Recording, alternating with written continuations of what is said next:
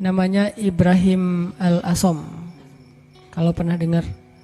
Beliau disebut Al-Asom itu karena emang beliau orang yang sangat terjaga. Ibrahim Al-Asom ini ulama miskin pengen haji. Setiap ada orang yang berangkat haji, beliau kayak ngucapin selamat gitu, terus melepaskan. Pas pelepasan jamaah haji beliau selalu baper, nangis sendiri di pojok rumah. Dilihat sama putrinya, duh kayaknya ayah pengen banget haji nih tapi gak cukup nafkah. Anaknya yang putri yang paling sulung nanya, "Pah, kenapa sih papa gak haji aja?" Kata Ibrahim Al-Asom, "Nak, kalau ayah haji, terus yang nafkahin kalian siapa? Biaya haji mungkin murah, tapi nafkahnya siapa? Sementara istrinya, keluarganya gak ada yang nafkahin selain suaminya ini, orang tua." Akhirnya anaknya bilang, "Allah yang menafkahi kami. Berangkatlah wahai ayah, serahkan kami kepada yang lebih baik daripada ayah, yaitu Allah." Terus anaknya nanya, "Ayah itu pemberi rezeki atau pemakan rezeki?" Ini anak luar biasa nih. Ayah itu pemberi rezeki atau pemakan rezeki? Ayahnya bilang, "Pemakan rezeki, sama seperti kamu dan yang lain."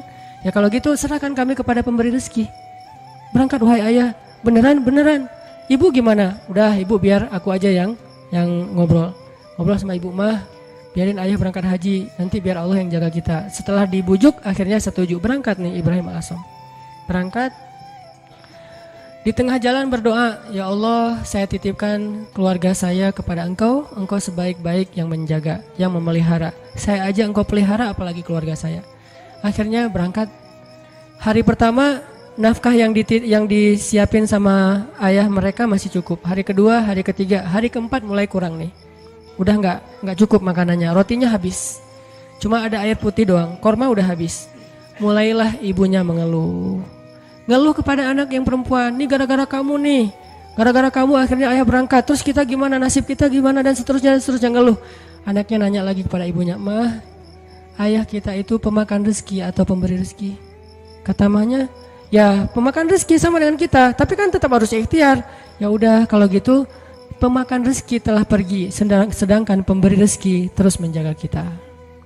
Allah kan gak pergi, yang pergi itu yang makan rezeki, Allah gak pergi. Jadi tenang aja mah, sabar sedikit. Karena kalau Allah mau ngasih kejutan, Allah biasanya suka ngasih ujian dulu. Kenapa dikasih ujian? Supaya Allah ngelihat kita tuh pantas gak sih dapat kejutan dari Allah. Ini penting nih ya. Kalau Allah pengen ngasih kita surprise, Allah biasanya nguji dikit.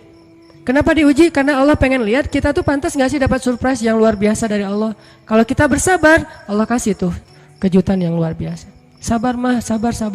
Gak lama kemudian lewatlah satu rombongan dari raja, rombongan pangerannya lewat berburu kehabisan air. Akhirnya ada satu pengawal datang ke rumah Ibrahim Al-Asom, ngetuk pintu minta tolong diberikan air. "Assalamualaikum." "Waalaikumsalam. Saya rombongan pangeran, kita kekurangan air, boleh minta air dari sumur kalian?" Kata istrinya, "Boleh, silakan ambil aja sesukanya." Air berlimpah, akhirnya ngambil, dibawa ke pangeran. Sampai di rombongan pangeran ini mereka minum, airnya manis. Gak seperti air sumur yang lain, kayak dikasih gula gitu, manis banget airnya. Ini air kok manis? Akhirnya pangerannya heran, "Nih kamu dapat dari sumur mana sih, kok airnya kok rasanya manis dan segar gitu?" Kayak es teh manis lah pokoknya ya. Airnya manis, segar, habis makan warung Padang kan es teh. Akhirnya mereka balik ke rumah itu, tanya, "Ini rumah siapa?" "Ini rumah Ibrahim Al-Asom." "Oh, Ibrahim Al-Asom selebgram itu gitu." Kan terkenal Ibrahim Al-Asom waktu itu jadi selebgram, semua orang tahu, tapi nggak tahu wajahnya, cuma tahu namanya, nama besar lah ya. "Oh, Ibrahim Al-Asom ulama besar itu, ahli tasawuf." Ya, seperti yang orang-orang sering ngomong-ngomong. "Oh, kalau gitu kami merasa terhormat bisa minum air yang berkah dari rumahnya Ibrahim Al-Asom." "Wah, ibu kemana?" "Ibrahim Al-Asom lagi berangkat haji."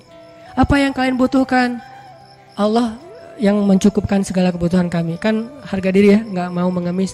Akhirnya pangeran ini ngomong ke semua menteri, "Keluarkan semua barang-barang berharga kalian, serahkan kepada keluarga Ibrahim Al-Asom sebagai bentuk terima kasih karena udah nolong kita ngasih air."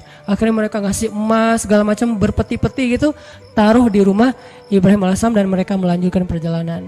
Setelah mereka pergi, anak perempuan ini bilang lagi, "Mah, ayah itu pemakan rezeki atau pemberi rezeki?" "Wah, pemakan rezeki." Allah yang semangat sekarang.